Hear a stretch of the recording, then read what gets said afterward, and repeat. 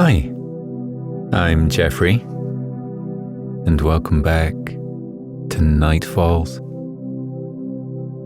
Come, settle in for tonight's calming meditation and soothing bedtime story.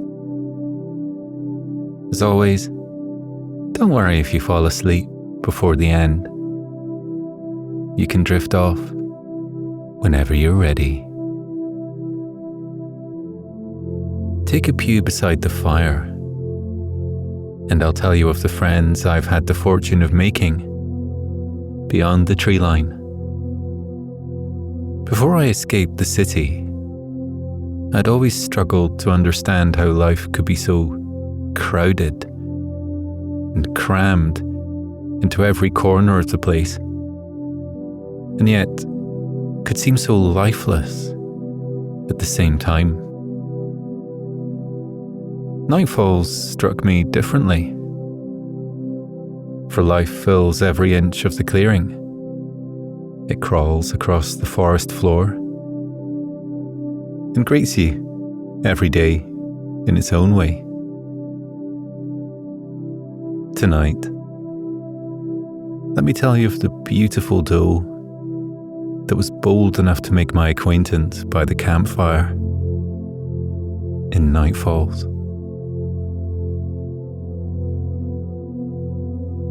Before we begin tonight's story, why not take a moment to wind down from the day? Come to a comfortable position and allow yourself some time to breathe deep. Feel your breath drifting in through your nose and out through your mouth. Breathe in and out. Inhale and exhale. Safe in the knowledge that each breath grants you a little of the peace and tranquility you deserve and draws you into a deep state of relaxation.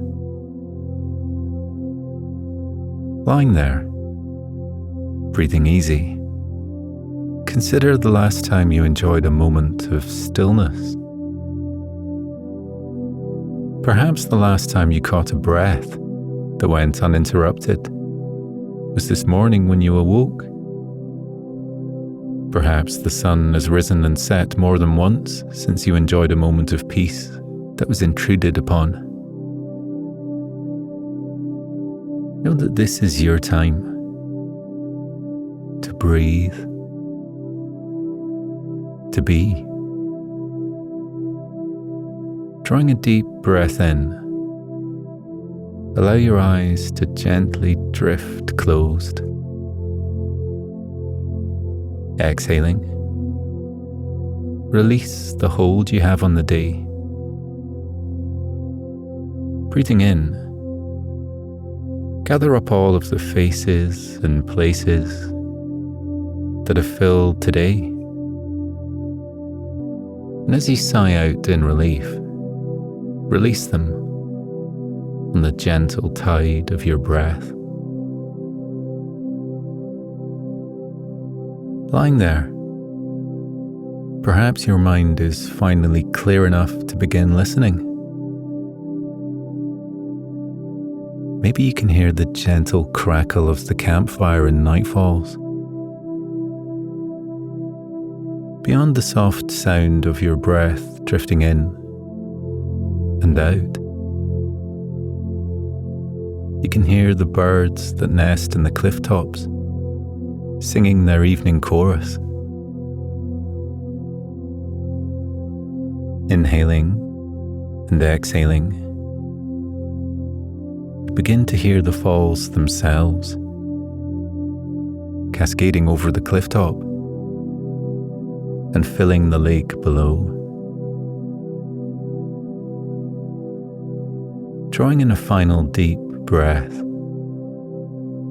welcome the need for sleep into your body. and exhale as you allow yourself to be transported to night falls. And tonight's story begins. I had a special visitor to the clearing today. There was a little deer poking about in the woods, peering out at me from the trees. She first appeared in the morning, not long after I woke up. She looked a little timid, hiding amongst the ferns. So I was mindful to move very quietly, going about my morning gently, so as not to startle her. I'd never seen this particular deer before. She was young and cautious, moving steadily through the bushes on her spindly legs, sniffing at the ground around her. As soon as I saw her, I tied poor Otto to a leash on a stick, as I had an inkling that I wouldn't take kindly to his erratic, rocketing energy. He didn't seem to mind his newfound lack of freedom, though. Once the leash was attached around his neck, he slumped contentedly down onto the ground and fell sound asleep. He was still laid there an hour later, spread out on his belly, snuffling and snoring softly as he snoozed,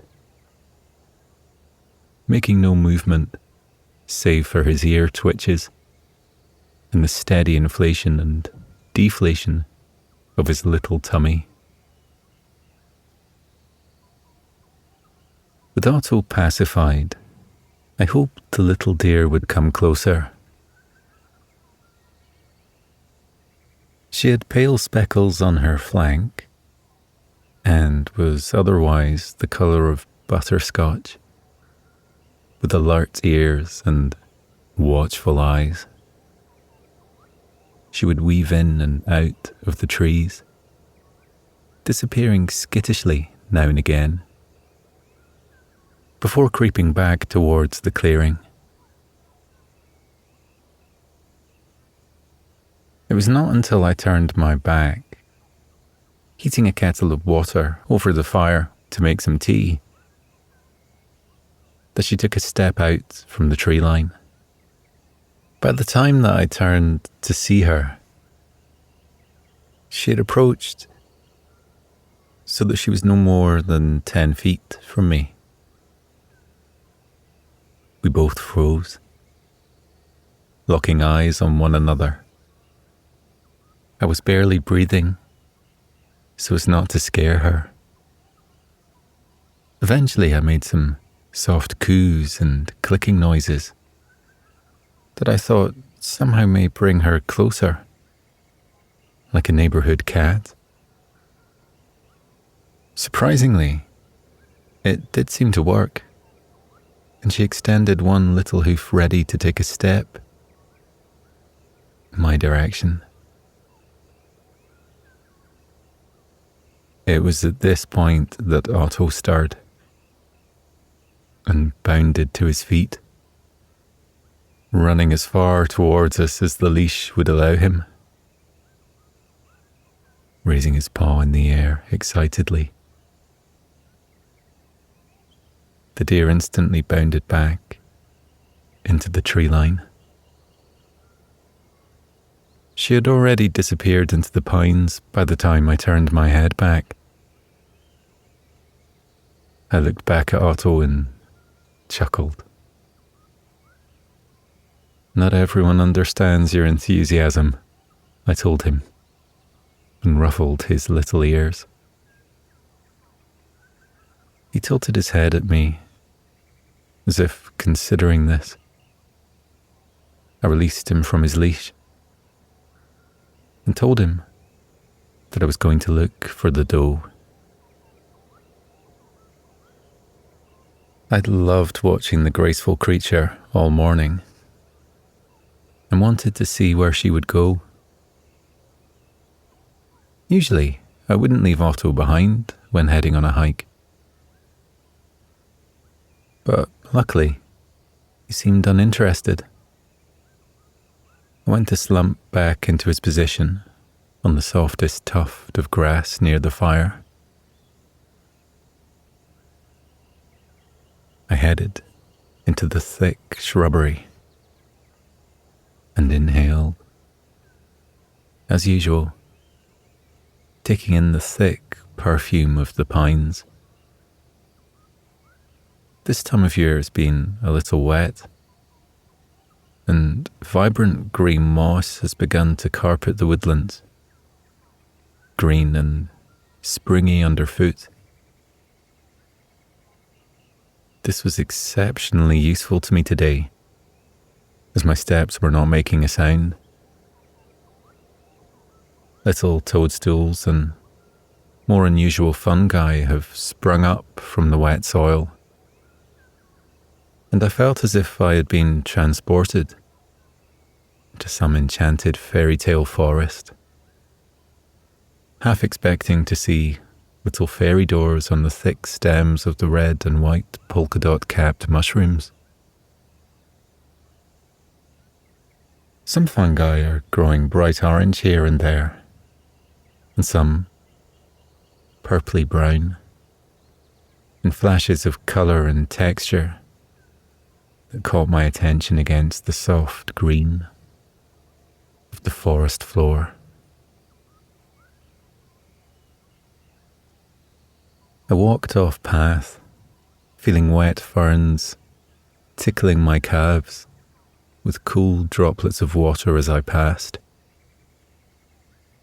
I figured the doe wouldn't follow my well-trodden trails, so I veered off between the trees and through the shrubs. Before long, I reached an area I hadn't seen before.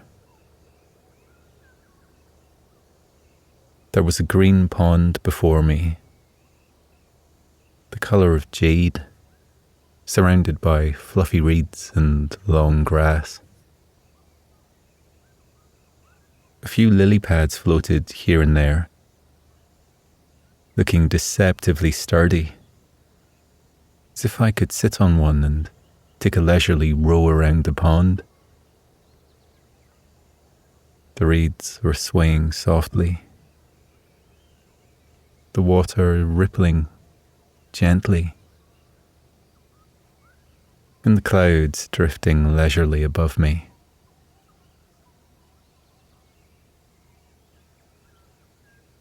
Across the pond was a small clearing, dotted with little white flowers and brown mushrooms.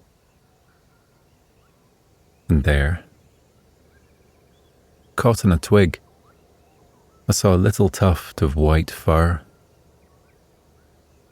It was hanging at the perfect height to have been snagged from the doe's tail.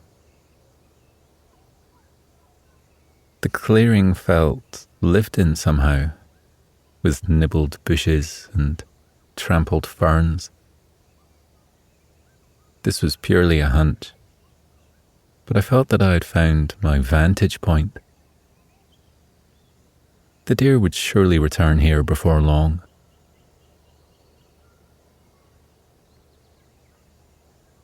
I took a seat on a mossy stump, resting my back against a tall redwood. I'd found the perfect spot for a slow afternoon of watching the wilderness.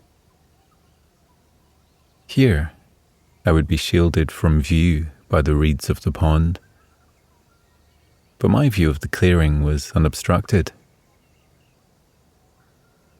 I was sure the little doe would soon stroll into sight. I sat back and waited, enjoying the slow, repetitive throaty croak of a frog. and the replies it soon conjured from the grass. Before long, a toad hopped by,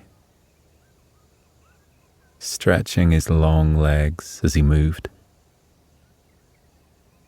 He was brown and speckled, with a pale stomach, which tucked into 3 rolls as he sat on his hind legs in front of me. I watched his throat inflate as he ribbited comically before hopping away towards the water.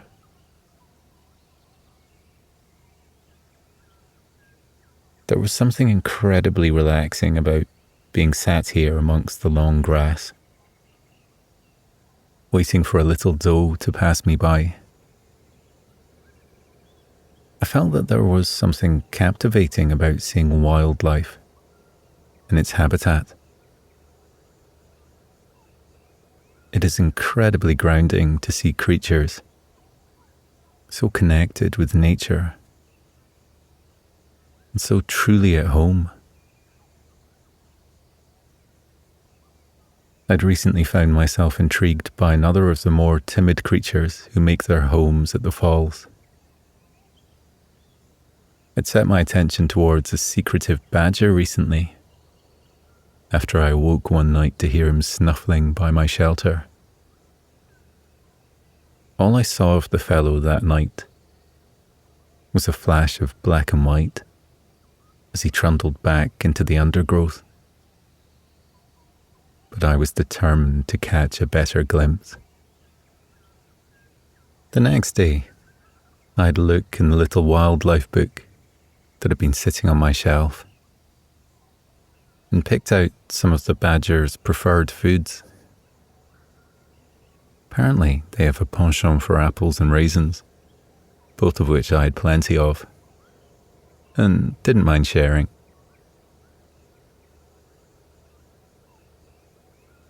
That evening, at dusk, I placed a little pile of treats for him, strategically near my window, and sat up in bed, waiting for him to come snuffling over.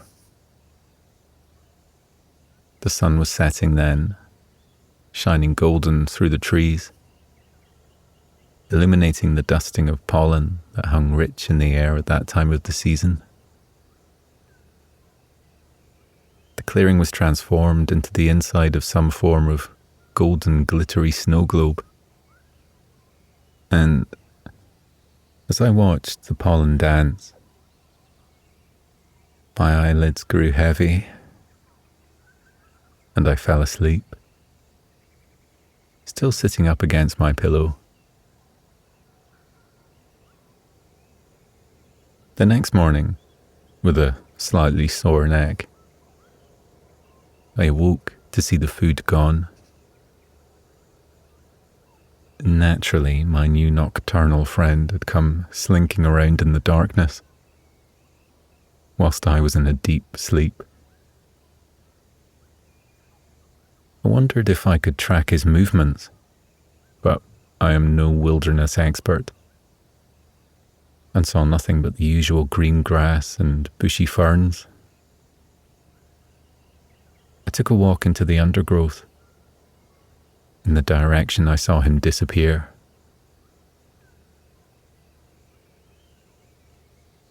At first, I saw nothing out of the ordinary. The birds were singing their morning song as usual, and the woodland was green and alive, with swaying plants and scuttling squirrels. I was determined, so I began pacing backwards and forwards around this area, moving deeper into the trees.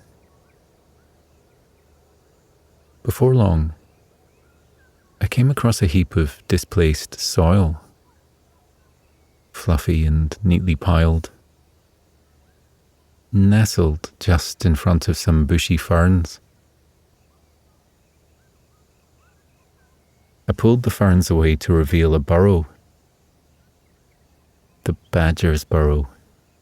It had to be, from the sheer size of it.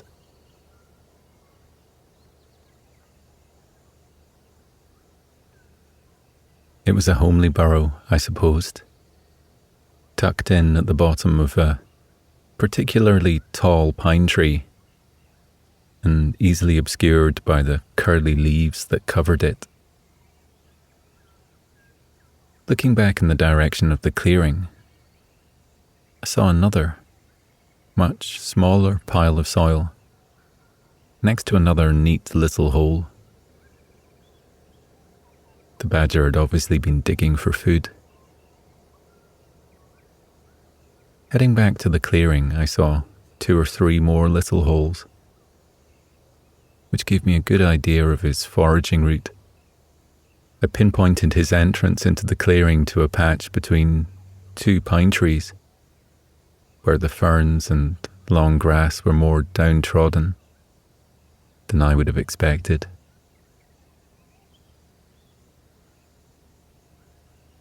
I mulled it over for a while, then went back to my shelter, where Otto was pottering about, pushing a ball back and forth with his nose. I detached the little bell I had put on his collar. Otto loved chasing the littlest birds that would land in the clearing. And though he only ever wanted to play with them, I thought I would save them some nuisance by attaching a bell to his collar.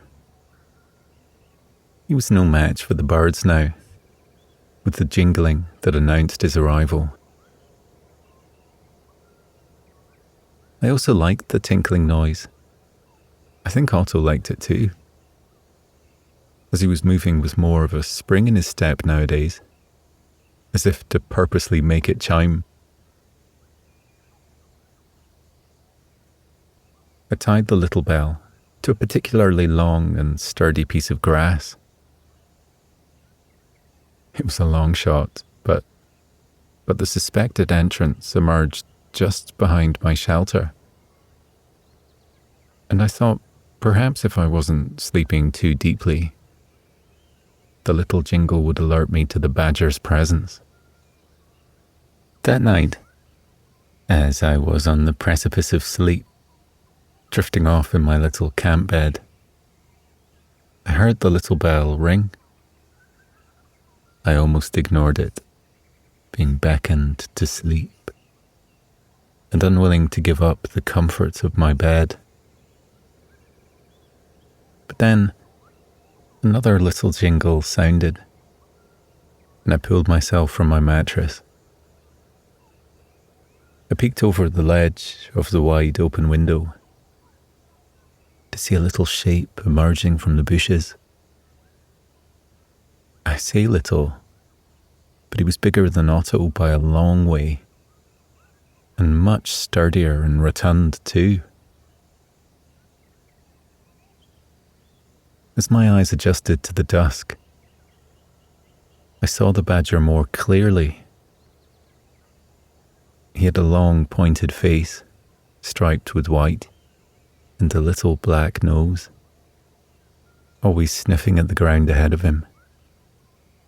He headed straight to a little heap of dried fruit that I had laid out for him, and began nibbling, sinking back on his haunches and polishing off the pile in no time.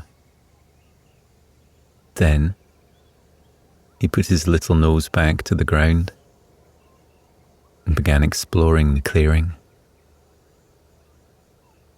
As he padded on, he swung his head left and right to sniff at the damp grass around him. Eventually, he seemed to pick up on something, sniffing more intensely than before. With such force, he seemed to be nodding his head in satisfaction.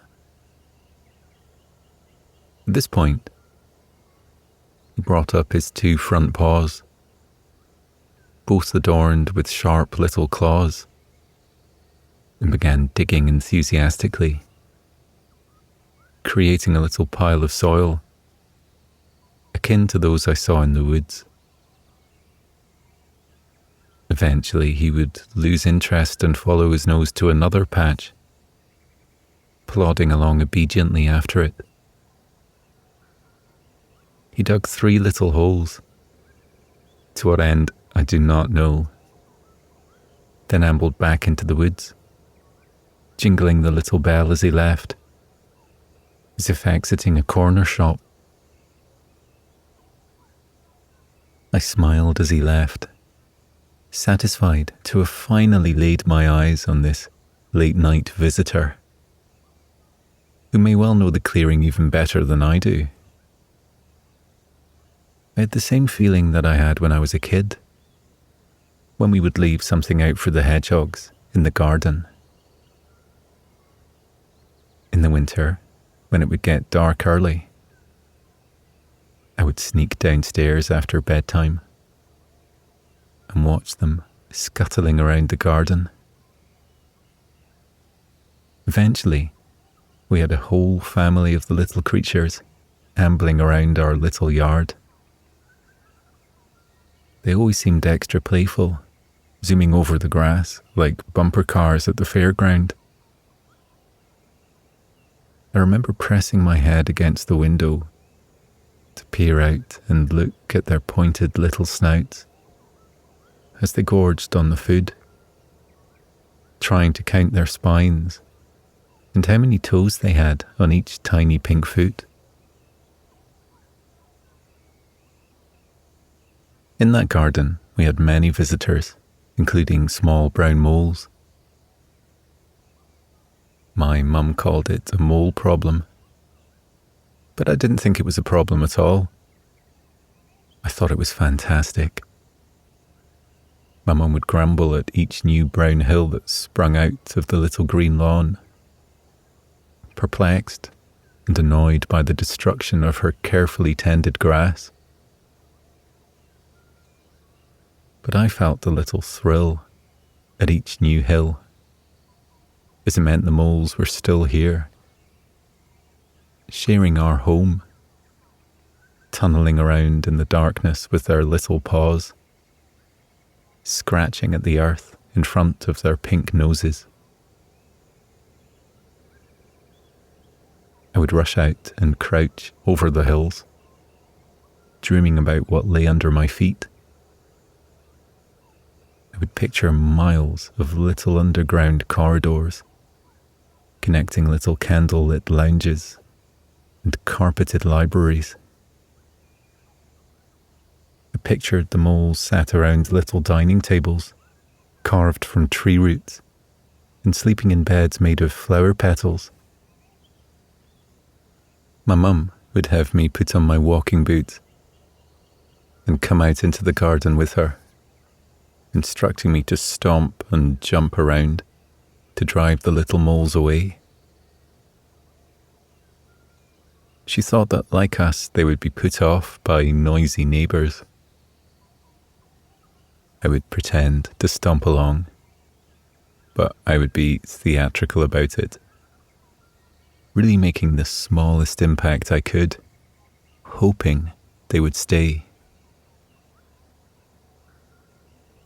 I smiled to myself at the memory from my pondside hideout in the woods, realizing how part of me has always been captivated by the natural world and all of the little creatures I've come by.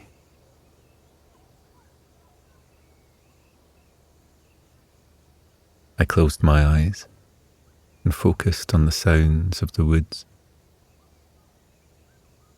I could still hear the low, echoing ribbits of the frogs and the slow lapping of the pond. The water sloshed gently against the reeds, and I heard a faint bubbling sound as some creature bobbed below its surface. The breeze rustled through the drier leaves of some of the trees, which were preparing to drift down from their branches. It was a satisfying, dry, papery noise, which paired with the slow brushing of pine needles rubbing against bark.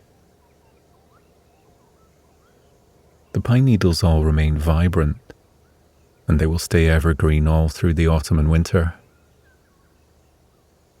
I love the falling of the leaves in autumn. I love watching them crumple and darken, begin to be streaked with vivid yellow and burnt orange. I love it when they change their colour entirely, and the woodlands are lit with the colours of sunshine and fireplaces. Then, I love the sounds they make once they have slowly drifted to the floor to crackle underfoot. Some trees can look a little bare in the winter, but I've never minded. It just brings my attention to their textured bark and twisted knots, their ancient vines and twisting roots. It also makes it easier to look up into the crisp blue skies overhead and count the clouds. I focus deeper on my hearing. I could hear the hollow tapping of a woodpecker in the distance, whose beak was drumming against the hard bark of a redwood, creating a softly echoing knocking, a slow, reliable, soothing rhythm that played under the forest's more unusual sounds. Some kind of insect was still trilling in the long grass. A grasshopper, maybe, high-pitched and reminiscent of warm, sleepy summer days. Eyes still closed, I grasped a handful of leaves and crumbled them in my palm, savouring the crisp rustle as it crumbled to a dust.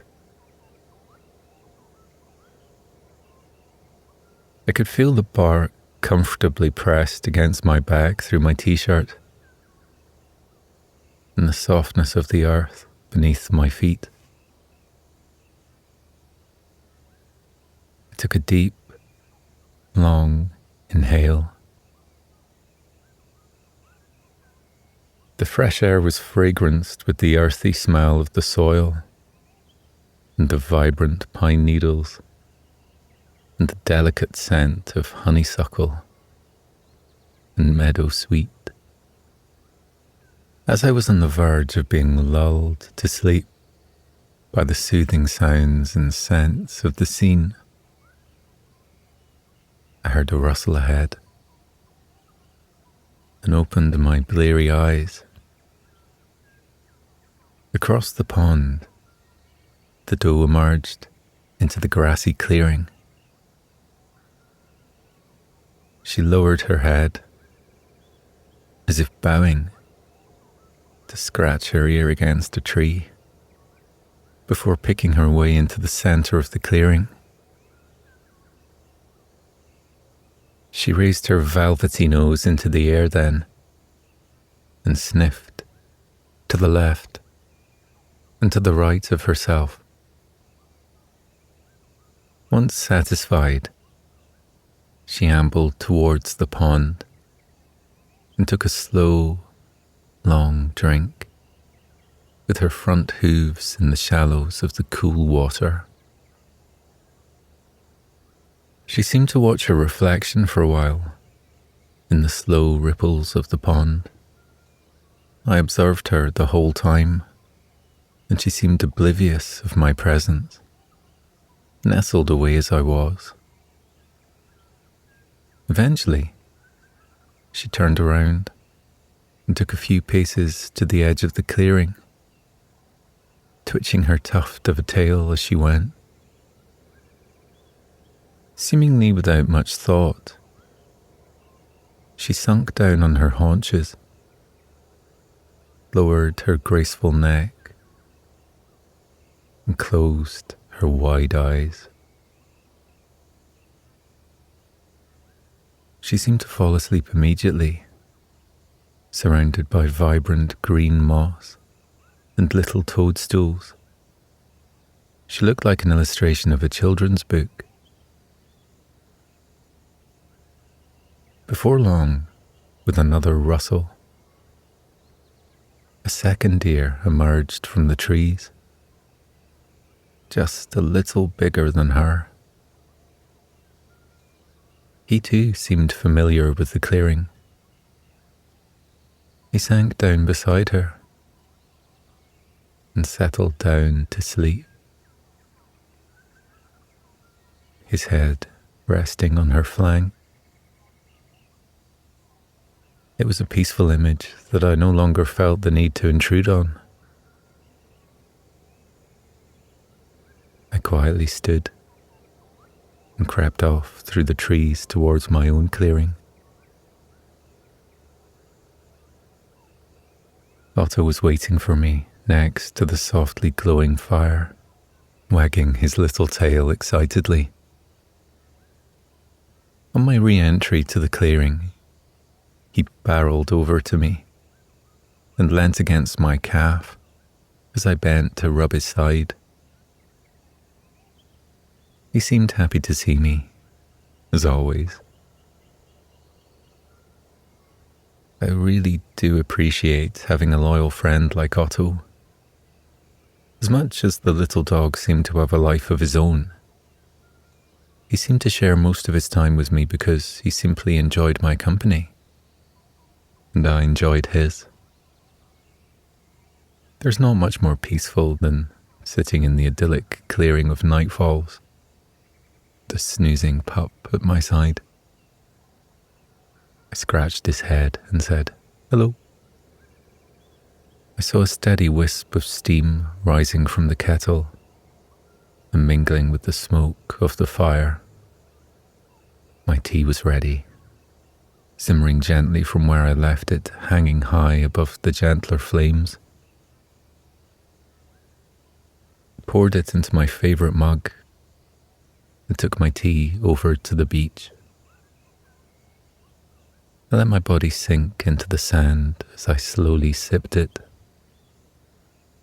sleepy from the slow afternoon. I would go for a hike later, maybe visit Lyra around the bend. I even had grand plans to take up whittling later in the evening, inspired by a beautiful fallen branch I had found and brought back to the clearing. The grain and colour of the wood was so beautiful, I thought I may try and create something with it. Woodwork isn't something I'm well practiced in, and I had no real need for anything new. But I thought it seemed like a good way to use my hands and be a little creative for the afternoon.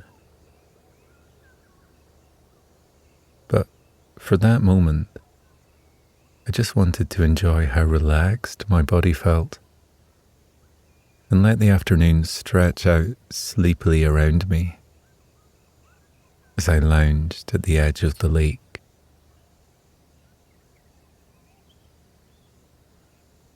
I laid back and looked up at the clouds as they drifted overhead. They were particularly white today, and particularly soft and billowing, stretching out in tufts and swirls across the sky, drifting gently to the left, on a breeze I couldn't detect from down here. Otto came and nuzzled into my side, and I lifted my arm and placed it around him as he tucked his nose behind his paws and began to sleep.